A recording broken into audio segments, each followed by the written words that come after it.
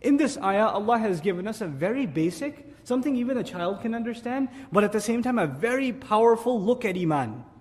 Iman itself. Iman is the most basic thing, right? For any Muslim, any believer, Iman is the most basic thing. But Allah has given us this world view that comes from Iman that is life-changing. And let me tell you what it is. Allah mentioned 3 aspects of Iman in this ayah, right? He mentioned, Man amana billahi wal yawmil akhiri wa amila salihan. These were the 3 things that were mentioned to be successful in the next life. La khawfun alayhim wa lahum yahsanun. Now listen to this. Allah Azza wa Jal before this ayah mentioned such terrible, terrible, terrible crimes that Bani Israel committed. We've been reading about them. And now He says, the first Iman was Iman in Allah. A necessary consequence of believing in Allah is that you will definitely believe in the next life. It's a consequence of believing in Allah.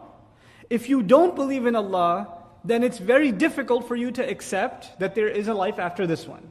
But if you believe in Allah, a logical consequence of that is the afterlife. How so? If you believe in Allah, don't you and I believe everything He does is perfect? Flawless, right?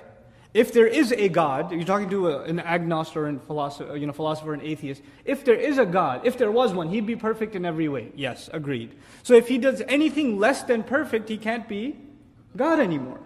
Has to be, everything He does has to be perfect. Now, He created this world, yes or no? He did. Now look around this world, you see justice or injustice?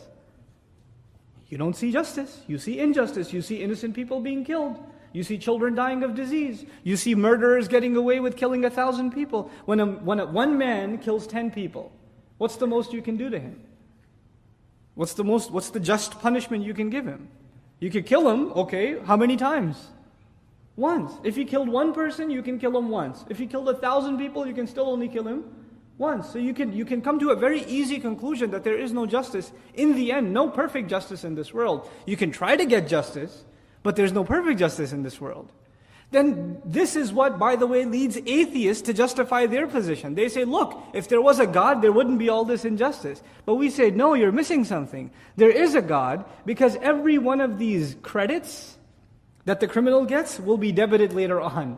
And every one of these debits will be credited later on. No crime went unnoticed. Nothing is off record. Everything is being kept track of. And anything that you suffered here that you didn't get compensated for, you will get paid for it. What is that thing called? It's called the last day. In other words, if you don't believe in a last day, then you can no longer accept Allah as just. Allah's justice necessitates that you believe in the last day. You understand? So the two are logically connected. Now, if you do believe in a last day, wouldn't you want to be successful on that last day? And you've accepted that on that last day you will be judged by Allah. So wouldn't you want to act righteously? Right? So first came the belief in Allah. A logical consequence of that is believing in the last day. And if you've come to the realization that there is a last day, then what are you going to fix? Your deeds. Such a powerful reality captured in just 3 phrases. Man amana billahi wal yawmil akhiri wa amila salihan. And this is the mentality of the believer inside these words. And all of this is connected. Now the reverse of this is also true.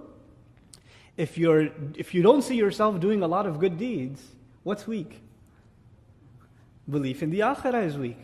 I'm not so sure if I'm going to get rewarded all that much for what I'm doing, so it's not worth my time to do.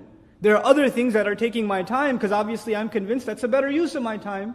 In other words, when you don't see yourself convinced of doing good deeds, it's actually not a weakness in being good, it's a weakness in believing in the afterlife. You're not getting enough reminder or reinforcement about the next life. But if the belief in the next life is weak, what does that lead to? Belief in Allah being weak.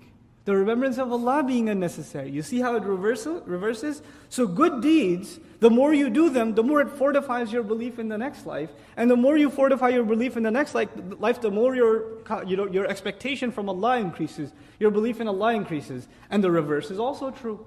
So this amazing formula has been given that has been timeless.